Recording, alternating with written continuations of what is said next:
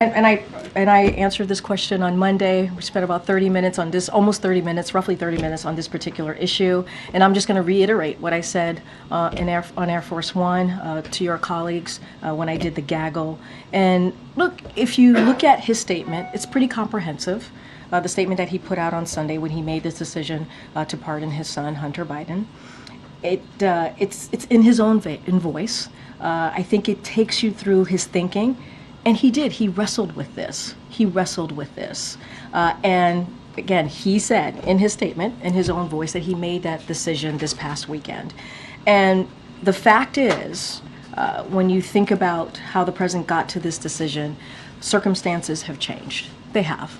And a couple of things, and I said this on Monday as well. Republicans said they weren't going to let up, weren't going to stop.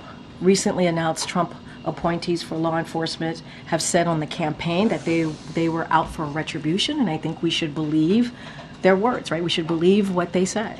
The sentencing was coming up, as you all know. There was a sentencing coming up, and the president said this in his statement, that Hunter and his family had been through enough. Enough is enough. And he wrestled with these circumstances, these changing circumstances ultimately.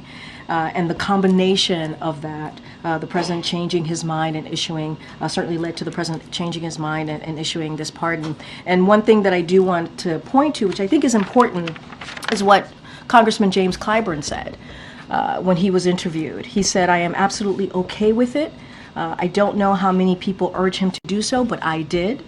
He seemed to be reticent about it.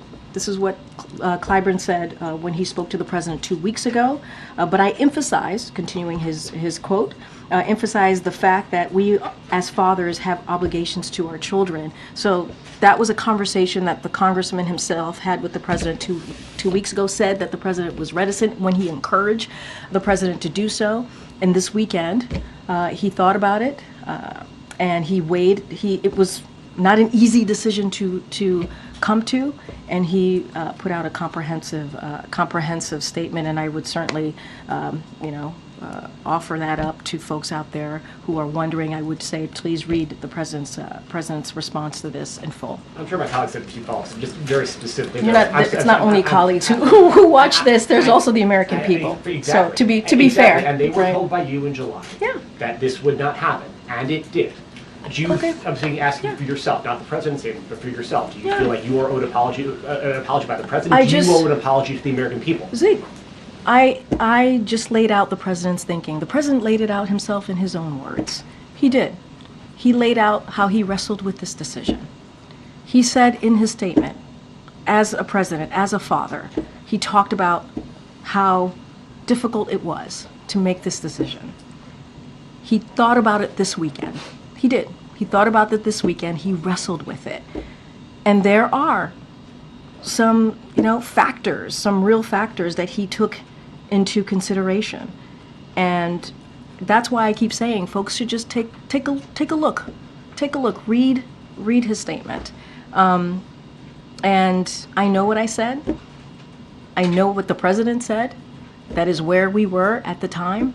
That is where the president was at the time. I am his spokesperson. This weekend, he thought about it. He wrestled with it. And made this decision.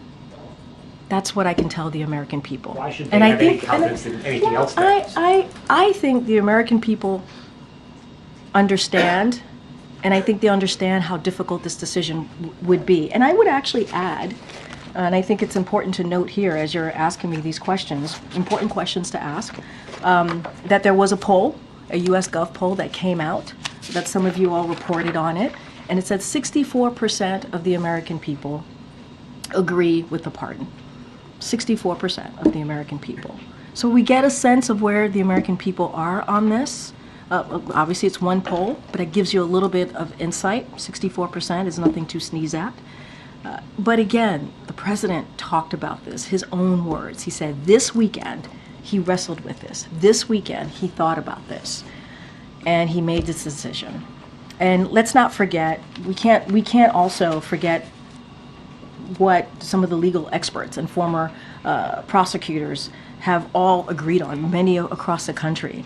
have virtually said no one would be criminally prosecuted with felony offenses with these facts, and they've all agreed. We've heard from many legal experts on this. You heard me quote the former Attorney General Eric Holder multiple times, I think about 8 times on Monday. No U.S. attorney would have charged this case given the underlying facts. Had his name been Joe Smith, the resolution would have been fundamentally and more fairly a declination, pardon warranted. And we've heard from many legal experts and also obviously a former U.S. attorney. Okay. All of those things you laid out were known long before Thanksgiving. Yep. And many Americans, in reflecting the 64%, certainly understand a father's point of view. But the president was declarative, you were declarative. You didn't give room for, depending on the outcome of the election or depending on the rhetoric coming from the potential next administration, the certainty with which the president and you portrayed the no pardon is part of where the question comes from. Yeah. Because all the facts that you have outlined were well known in advance. And I would add, there has been some circumstances that have changed this, right? Republicans not letting up, saying they won't stop, they're going to continue to do this. I mentioned the recent Trump appointees of legal enforcement positions, right? That said during the campaign they would have, they were out for retribution, and so no reason to not take them for the word. I pointed that. There was a sentencing coming up, as you all know. That was well known. I said there are multiple factors here. Not one thing led to this. Multiple factors, and if you look at all of these, it's a combination of reasons why the president wrestled with this over the weekend and made this decision. Now that you've had time, and the president has had time to absorb how the public has responded to this, to think on it further, does he have any concerns about the fact that he had been so declarative and then granted this pardon?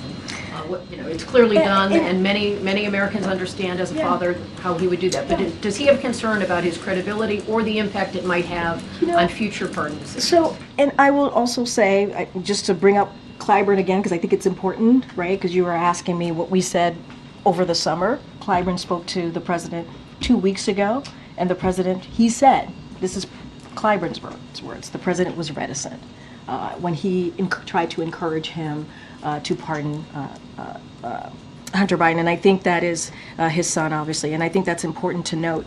Look, I would refer you back to the last couple of sentences in the president's statement, and I think it's important here where he talked about wrestling this and wanting to understanding that the American people are fair-minded, and talked about the importance of doing this and thinking about this over the weekend and coming to this decision and how he wrestled with it. And that was, I think, a message directly to the American people. The whole comprehensive statement was something that he wanted to share with the American people. But I think the way he ended his statement actually acknowledges and wanted to be very clear to the American people his own personal thinking about this, and understanding that they would look at this, and he believed they would be fair-minded about it.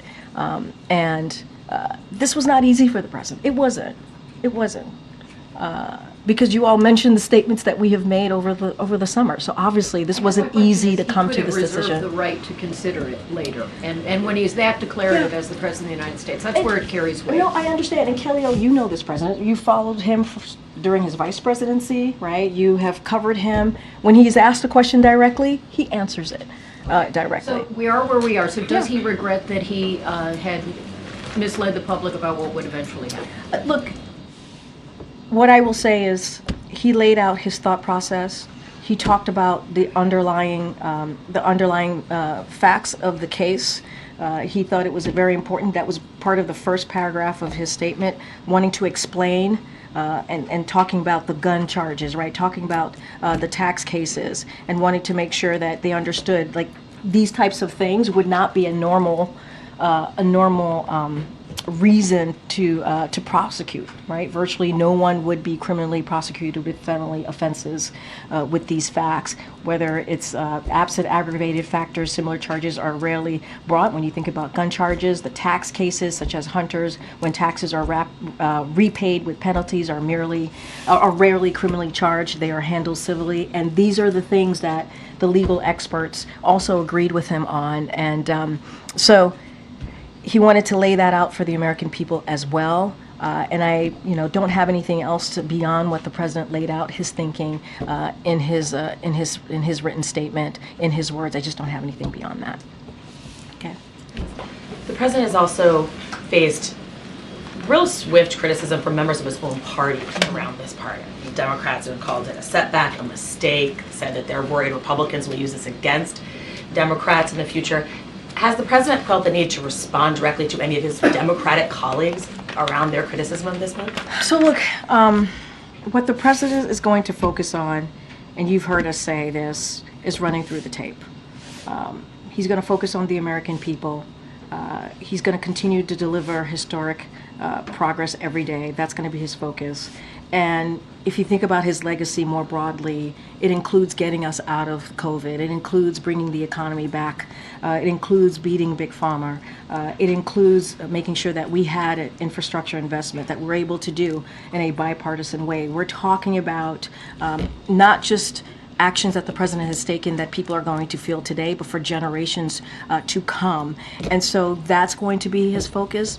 I think folks in his party are going to have a lot of thoughts on this, obviously, but there have been, we've heard quotes and support from many